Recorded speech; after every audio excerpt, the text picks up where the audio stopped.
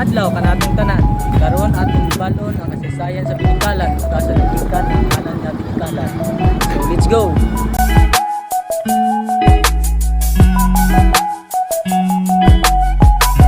Noong 1920 na ay usa ka kumpanya which is Ayala ang pangalan. So ang Ayala ang nakadiscovery nga ang itawag sa barangay is Binikalan.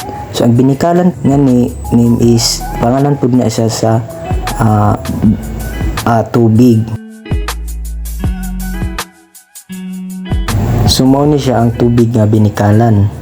So ang Binikalan, ang tubig nga Binikalan is kibali nilibot na siya sa barangay nga Binikalan. So bugnaw kaayo nga tubig ang tubig. So mo na siya ang nagkuan ang barangay o ang tubig. So barangay Binikalan.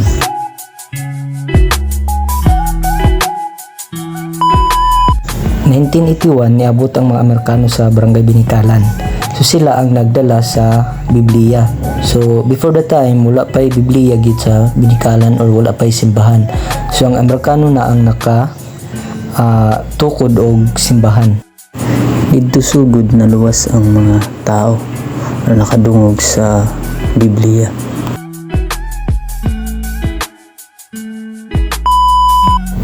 So nayo sa ka-tradisyon sa barangay Binikalan nga pagsayaw. So kani nga sayaw gamit ni siya para pagdayeg sa Ginoo. So with a guitar, nigamit sa guitar sa sayaw para sa pagdayeg sa Ginoo.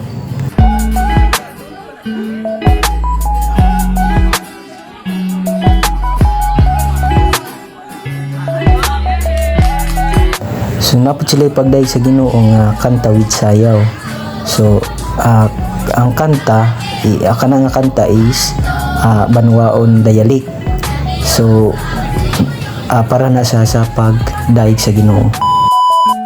Ang barangay Binikalan na ilado tungod sa kadato niining natural resources ug sa kaanyag sa mga tourist destination niining lugara.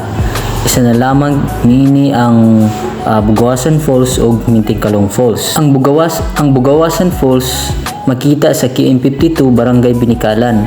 Isa kini sa ginadayo sa mga turista tungod sa kanindot nga inig view ug aside sa bugnaw nga tubig, nindot sab kini liguan tungod sa kaluag sa lugar ug pwede sab ka maka picture kay nindot sa tungod sa kanindot sa background.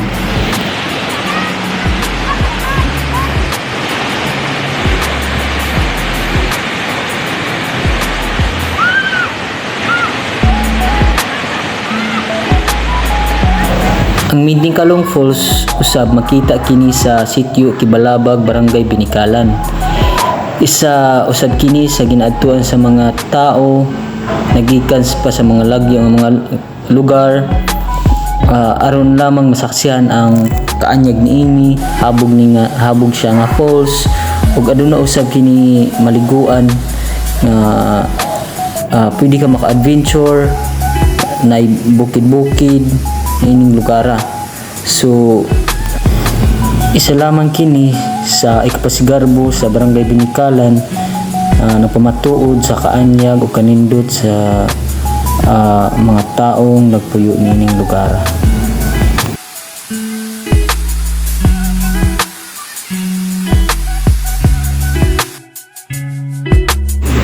Og dihara dataman mayong adlaw and enjoy.